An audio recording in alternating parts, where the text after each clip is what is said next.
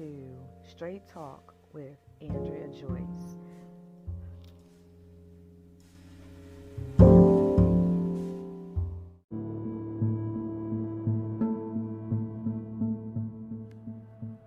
Thank you for tuning into Straight Talk with Andrea this Wednesday evening. We're in the beginning of May. Can you believe the year is going by so quickly? Anyway, I'm here today to talk to you a little bit about life. Today we're going to be looking at purpose, and I wanted to share with you some things that I've been thinking about. First, I want to thank everybody for supporting me. You know, I have a new book out, and it's called 31 Ways to Self-Care. It's available on Amazon and on my website, www.authorandreajoyce.com. Cop you a copy today. Thank you for your support. We were talking about self-care, and I wanted to address some things about self-care with you during our Straight Talk conversations weekly. Today, I want to talk about purpose a little bit because I want you to walk into your purpose this season. You know, we put things off and say we're going to do something, we're going to handle it, and we put it off. We don't do it. We don't think about it, and we keep staying in the rut that we're in, wondering why nothing new is happening, wondering why we're not happy. We may have some health issues. We may be gaining some weight. We may have like a lackluster zeal to life. And we wonder why. And it's because we're stuck in this rut. What do I mean by a rut? Okay. You wake up in the morning. You get up, brush your teeth, shower, brush your teeth. You get dressed. You eat, drink your coffee, Coke or tea, water or milk. You get in the car, drive to work. You may stop to get a snack or lunch if you haven't already packed one, or if you're not going to, buy lunch that day. You get to the job and you spend 8 to 16 hours at your job. You leave there. You may stop at a grocery store to get something to cook if you haven't already prepared something, or have something taken out to prepare when you get home. You go home, you cook it, you eat it. If you're in a relationship, you're spending time with your spouse or significant other. If you have kids, you're spending time with them. And then you shower, go to bed, and go to sleep. Next day, you repeat the cycle. Next day, repeat the cycle. Next day, repeat the cycle. And you're in this rut. You're in this slump. And you feel like you're stuck and stagnant. Every day, you're helping someone else build their dream. Don't get me wrong. There is nothing wrong with helping someone build their dream. But what about your dream? What about your purpose? What about your calling? What about your assignment? There are things that you've been called to that are yours to do. It's good to help people, but you can't forget about yourself. And so I really wanted to just spotlight purpose. Do you know what your purpose is? That's where we start. It has to be knowledge of what it is you're here for, or even what you dream about, or your goals, or your ambition. What do you like? These are conversations you need to have with yourself, and they're honest and they're real. What's your passion? What are you passionate about? What could you do that you don't get paid for and still do it? What would be that thing that if you never received a paycheck for it, if your bills were okay, because we don't want you to be in dire straits either. If everything was okay, but you didn't get paid for it, what would be that thing or those things that you would want to do with your life? What are those dreams you had when you were a kid? What about when you were a teenager? What about when you were a young adult? What are those things that you wanted to do? I want you to go back and think about them. This is what I want you to do for our journey on Straight Talk. If you have a journal, it could be just a notebook, lined paper, unlined paper, dotted paper, whatever you like to use to write on. I want you to take some notes from our conversation, because these notes are going to turn into assignments for you so that you can live better than what you are in right now. There's some people who are living their best life. There's some people who are living a better life, but there are those who want something different, who they're stressed. They may have high blood pressure. They may have ulcers. They may have sleepless nights. They may have tension headaches. They may be picking up weight or losing weight because they're stressed behind the life that they're living. And I'm here to help, try to help you get past that. One of the things we discuss in the book is planning your purpose. You have to plan purpose. Plan on purpose. Plan your purpose. And I keep saying it because I want you to start planning. And where you start is by taking a look at what it is that you want to do with your life. Do you want to play baseball? Do you want to write a book? Do you want to sing a song? What is it that you want to do for your life, for the rest of your life, or for the next 5 years, the next 10 years, the next 20 years? What is the thing that you want to focus on? Do you want to go back to school and get educated in that area? Do you want to take seminars and go to conferences? What is it that you want to do? Is it something attainable? Is it something that you have to work towards or work up to? These are things that you need to discuss with yourself. And I hope you're writing this down because it's so very important that you know where you want to go to, what you want to do, and how to get there. Who do you need around you to get there? Who is speaking into you? Who's encouraging you? Do you need money for this? Do you have the money? Okay, what parts can you do without money? Do you have anybody that can sow into you, that can sponsor you? Is it something that you can find a coupon for? These are things you need to look into so that you can walk into your future, into your purpose. What is it that makes you cry, that makes you laugh, that makes you feel elated, that lets you down, that hurts you, that thing? That's your passion. Now, I will say this, your passion can be your purpose, or your passion can lead you to your purpose. Hear me again. Your passion could be your purpose, or it can lead to your purpose. There are some things that we have a passion for. They're not necessarily our calling, but the way we feel about this thing helps us elevate to where we want to go. For me, single mothers that are struggling, single mothers who are trying to make it, single mothers who don't have an outlet, single mothers who have no help, single mothers who have no assistance, single mothers who feel up against the wall. Those are my passion. Also, children are my passion. My purpose, one of them, is writing. So how do I take my passion and bring it towards my purpose? We'll be discussing that later in another episode. But I do want to share this with you that my passion allows me to do things with the mindset of how can this bless a single mother in the future? How can what I'm doing lay a foundation for what I want to do to be a help to single mothers? Okay, so you don't have to have all the answers right now. But what I do want you to do is have an idea. I want you to start. You can't make any changes. You cannot walk into a new level without thinking of some thoughts, thinking of some things that can help you get there. So I hope that this week you will take time to figure out what it is that you're passionate about, what it is that you feel you're led to, you're called to. What are some of your assignments? And then what is your purpose?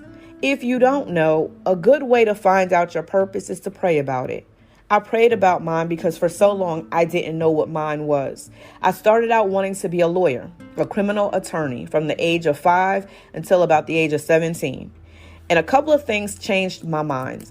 One was a case that happened in Paterson, New Jersey, where I'm from, where a judge, a prosecutor, the attorney that defended the defendant, a court stenographer, and there were a couple of other people. I want to say it was the bailiff. I don't remember if it was the bailiff, though, were murdered because the defendant was found guilty and he repaid them by murdering them. Don't ask exactly how it happened. But my thing was, how can I do something and get killed for it when I'm trying to help. That bothered me at 17. So I didn't want to do it. The other thing that changed my mind was going to South Carolina State. It used to be college. It's now university, where I majored in political science. Political science was nothing back then that I was interested in. However, the thing that made it worse was that I had a political science class at 8 a.m. Monday, Wednesday, and Friday. As a freshman in a college away from home for the first time ever in life, that was not a wise decision. And so for those two reasons, I decided I did not want to go into criminal law, and I didn't want to go into law, period. And I found myself lost for years. I had been called to minister at the age of 15. However, I told God, don't call me, call somebody else, because I want to live life. I want to party. I want to have fun. I want to do all the things that grown-ups were doing. So I didn't even pick that assignment up until my 30s. And so I went from knowing my goal to being lost for years. I knew I didn't want to do retail. I knew I didn't want to do fast food anymore. I knew I wanted something with some stability, something where I could sit down and be at a desk. And I wanted to be able to take care of myself and my daughter. So I went to school, a business school, and got a certificate in office administrative technology. Now, that was supposed to be let me get my feet wet. Let me figure out what I want to do with my life. Let me see what my goals are for the future. However, I stayed there for 27, almost 30 years, honestly. It was about 28 years before it burned me. And what I mean by it burned me, you know how we'll do something and we get burnt out by it? Well, that happened at about year 10. However, I stayed in it because it's all I knew. It's all I had. That's the only thing I knew to fall back on. But eventually, I got burned by it because everything I worked for fell apart. Everything, all the hours that I spent, the 16-hour days, the not seeing kids, the bringing kids to work, because it all backfired on me. And I found myself with health issues because of it. And so at that point, I had to ask myself a question. Are you going to continue to do something you hate doing? Let me be honest with you. I hated it. A lot of people are like, oh, you're good at it. You're great at it. Yes, I am. I still am, but I still despise it. I don't like anything administrative, not from that capacity. And so I had to sit down and ask myself, was I ready to walk into my purpose? Now, without having a stable job, without having steady income, and then COVID hitting, it was a lot happening all at one time. But I decided to do something I have never done before. Something that had been planted into me, a seed that had been placed in 2017. In 2017, I took a class from my cousin, Victoria Christopher Murray. She is a best-selling Christian fiction author. She has got many awards and accolades. And if you saw Lust and Envy on Lifetime, you saw her work. She is the author who wrote the books that the movies were based on. She taught a writing class, and I actually took the editing part of her class. I took it because there was a curiosity in me about authors and how they work. I have been an avid reader since the age of 4 or 5, whenever it was I first started reading. I used to read Nancy Drew, Encyclopedia Brown. I elevated up to Charlotte's Web, Little Women, Little Men, and I just kept reading and reading and reading and reading. Reading is like my lifeline. Even to this day, if I don't read a book for about 2 weeks, I go into this trance, like, give me books, give me books. Just the same way that some people may want something to eat, they have that taste in their mouth. I have a taste in my mind to read. And so I understood it from the reader standpoint. I wanted to see the workings of an author, so I decided to take the class. Now, somewhere way back in my mind, I thought, I would like to write a book one day. I would like to leave a legacy for my kids and grandkids and great-grands and all generations to come. I would love them to be able to go and see my name on a book. But I thought no more about it.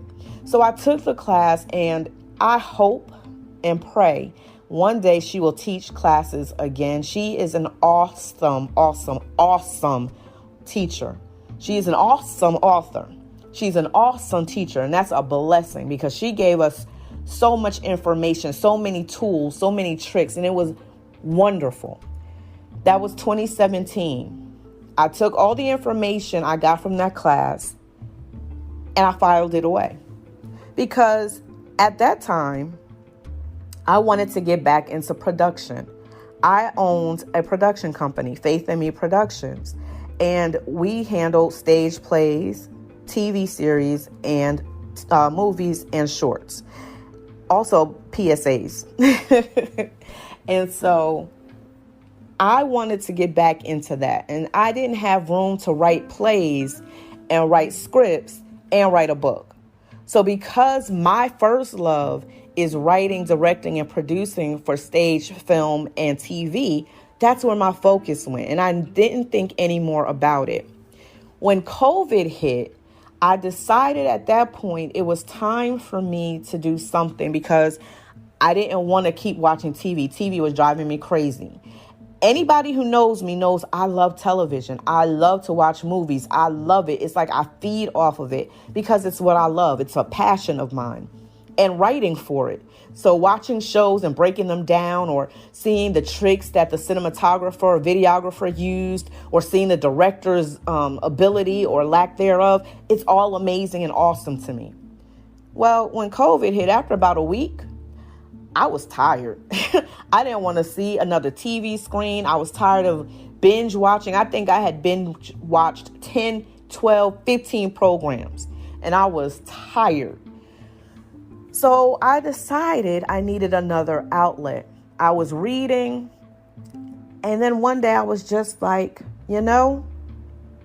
maybe I should start writing again. That seed that had been planted in 2017 had now been watered and was now beginning to sprout inside me. So I began writing. I didn't have any direction. I didn't know what I wanted to talk about. I didn't know where I was going. I started about 5 different books. None of them really held my interest because it wasn't time for them yet. I needed to write something different. I needed to do something different, something foreign to me. And so I began writing a book which will come out next year. I don't want to tell you anything about it because that's going to take away from what I'm doing now.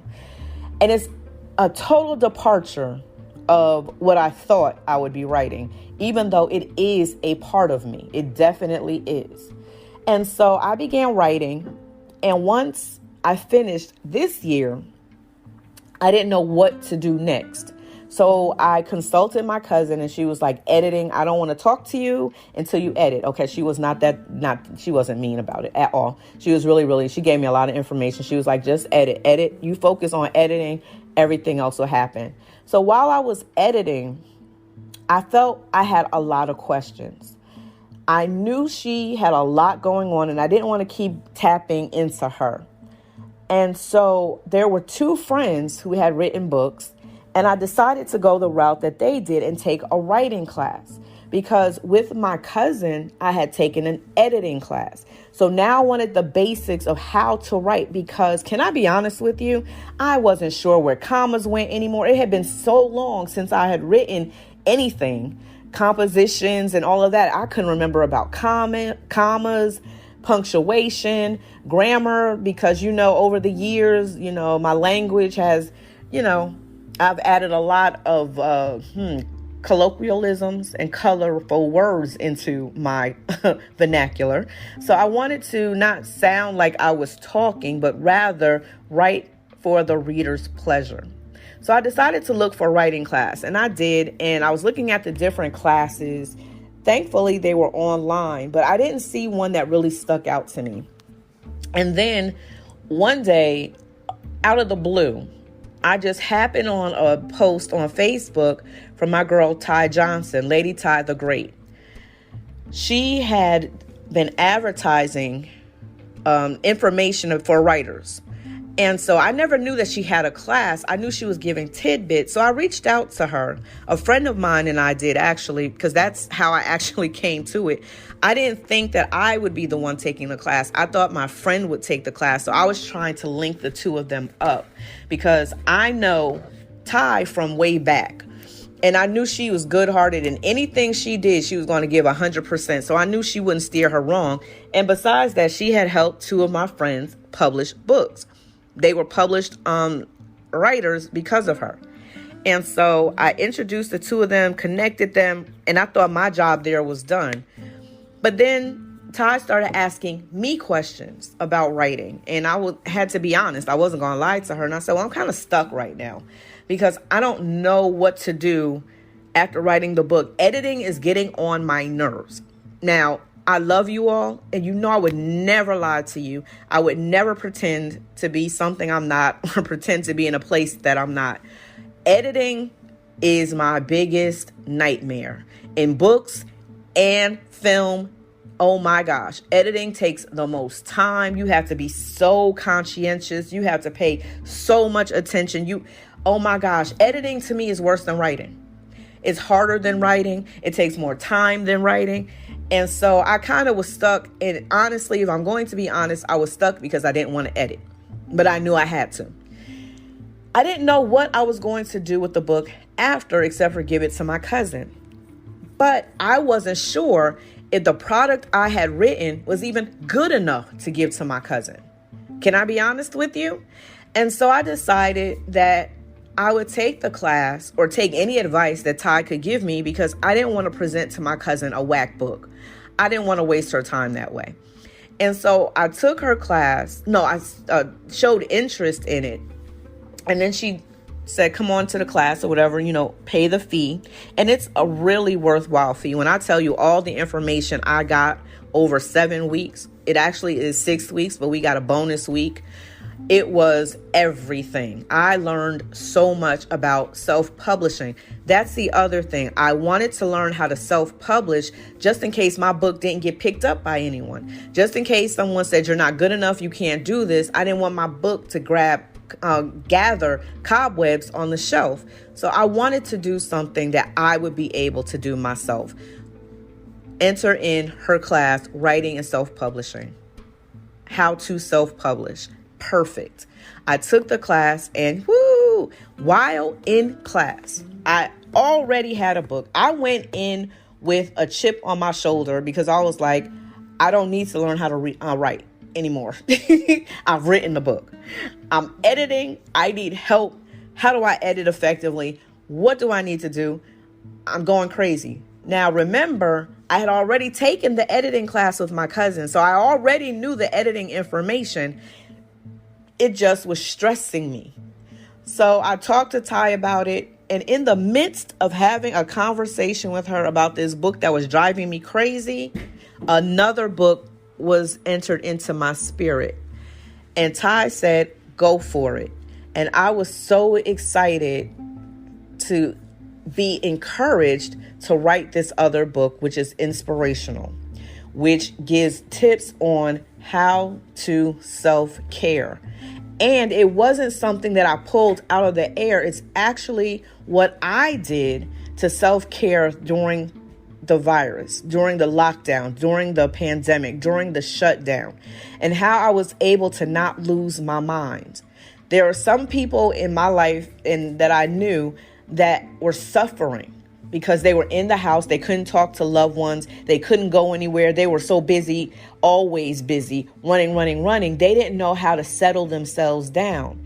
And so I was able to share some information with them to help them to even calm down. But it worked for me. And so I wanted to share that information with other people. During the class, I was writing and I procrastinated because my question was, why should I write this when there are 150 billion books about self-care? What makes mine special? Well, the answer to that was God gave it to me. God put it into my spirit. God poured into me what to write. And so I needed to be obedient and write it. And I'm grateful that he put me in a place with a person that was there that could guide me through. And she did. And I'm so excited. I keep talking about this book, and I probably will, because I really want you to get it, because it's my baby. I wrote 31 Ways to Self-Care, and it is self-published. It is on Amazon.com. It's on my website. Please pick it up when you have a chance. We're going to be talking weekly about some of the different points that are in this book. It's my baby. It's my heart. It's lessons, there are activities, there's advice, there's guides on how to effectively self-care. We talk about it sometimes. We talk about it a lot, honestly. Self-care has been like the mantra from 2020 until present day. But we don't always talk about how to self-care. What does self-care look like? What do we need to do to self-care? So I'm telling you this so that you could see my passion and my purpose lined up to help me write a book. Why do you say that, Andrea? Well, my passion is single mothers, right? And children. So I wrote a book that single mothers and their children even, it's not difficult. It's not $25 words. They can understand. And by them self-caring, their significant others, the men in their lives, they can self-care too. Because this is the thing. If you are practicing self-care, but those you're connected to are not, you still won't be at peace. Because as soon as you are in a peaceful place, you go somewhere and then you have to walk on eggshells because the other person is on fire, in a rage, ranting and raving. And so the self-care book is for mothers, fathers, sisters, brothers, nephews, nieces, children, grandparents, aunts and uncles, friends. It's for everyone connected, because we all need to self-care. Self-care is not just a man thing. Self-care is not just a woman thing. Self-care is not just an adult thing. Self-care is for every single person. Your mental, physical, spiritual, relational, financial, mental health relies on you caring for yourself. So that's how my passion ties into my purpose, which is writing, which is one of my purposes, writing, because I wrote it. I didn't just copy and paste something. No, I actually wrote down what I went through. There are some very personal stories in this book. There are some testimonies in this book. And so I want you to be able to read it and gain information, but also add to it. When you get the book, what worked for you? What didn't work for you? What do you do? What do you use? So that's why I tell you to also have a journal so you can write it down. Maybe walking 1 mile is not enough. Maybe you need to walk 3 miles. Or maybe exercising 3 times a week is not enough. You need to exercise 5 times for your mental health. Even though we do things for our physical health, like eating better, drinking water, and those things, our mental health is tied to those things as well. And so we look at it in 31 Ways to Self-Care. For you, decide what your purpose is. What is it that you're here for? What do you do? What do you want to do? How can you go about it? Who is tied to your purpose? Always think about your why. Why are you doing something? Why is important. You have to know the why of what you're doing. My why was I wanted to create generational wealth for my family. My why was I wanted people to overcome depression, anger, violent tendencies, things like that, so they could have peace and relief and have healing from different things that they are dealing with. So my whys, I have a lot of whys to write why I wrote this book. I'm getting tongue-tied. I have a lot of whys based on this book. I have a why because I care, again, about the single mother, and I wanted to provide information she could use. I have a why because I care about children, because I don't want them to have mental health, emotional health, issues either. There's a whole long list of AL issues that we have. I wanted this to be for the men that are caretakers, the men who feel like they always have to be strong, who always feel like they have to have an answer, that may not, who have not been able to cope with some things. Loss is deadly. When we lose people, when we lose things, that's a destruction inside of ourselves that we have to cope with. Think about it. Someone you love is gone now. There is a tendency for us to self-destruct because we can't handle the loss. Well, I don't want you to self-destruct. I want you to be able to take that pain, admit to it, so it can be released, so you can release it and become healthy and you can handle it. Coping used to be a thing that we had to do back in the day. You no longer have to cope. I want you to pull things up by the root so they will not affect you in the future. Coping doesn't give you that. We don't need any more coping mechanisms. We did a lot of coping, and that's why there are a lot of people who are addicted to various things, because instead of dealing with the issue, they coped with the issue. They buried the issue. They put things on top of the issue and hid it. No, we want to shine a light on the issue so that it can be taken out. It can be destroyed, never to return. And by you getting healthy, you're allowing generations after you to become healthy, because they know instead of hiding, I'm going to face it. I'm going to deal with it head on, so I don't have to do this 20 years from now. It's already handled. Okay? I keep going back to this. Somebody needs to hear this. Your self-care is really important. Your purpose is important. Walking into your purpose is a light that is necessary. There's somebody waiting for you to do whatever it is you were called to do. They're waiting for you. Their life depends on you doing what you were called to do. That's a heavy responsibility, but just think about you not doing it. You continuing to work that 9 to 5 when you're supposed to have a wellness center. You continuing to work that 10 to 6 when you're supposed to open up a restaurant where there's jazz playing and people can come in and relax, relate, and release. It's up to you to walk into your purpose, because it's not just for you. Your purpose is for other people.